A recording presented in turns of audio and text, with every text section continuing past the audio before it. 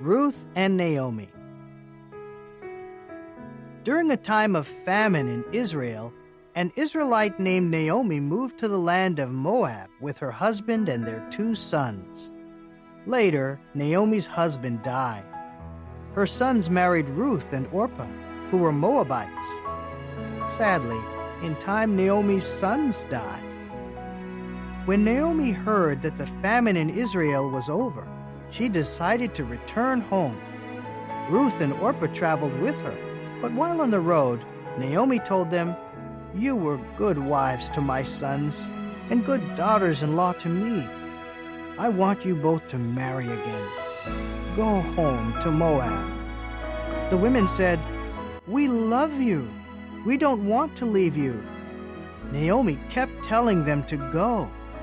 Finally, Orpah went back, but Ruth stayed. Naomi told her, "Orpah is going back to her people and her gods. Return with her and go to your mother's home." But Ruth said, "I will not leave you. Your people will be my people, and your God will be my God." How do you think Naomi felt when Ruth said that? Ruth and Naomi arrived in Israel at the beginning of the barley harvest. One day, Ruth went to collect leftover grain in the field of a man named Boaz, who was the son of Rahab. He heard that Ruth was a Moabitess who had loyally stayed with Naomi. He told his workers to leave a little extra grain in the field for Ruth to gather.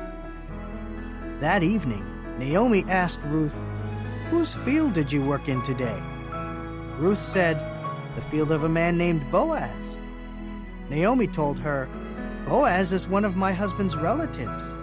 Keep working in his field with the other young women. You will be safe there." Ruth continued to work in Boaz's field until the harvest was over. Boaz noticed that Ruth worked hard and was an excellent woman.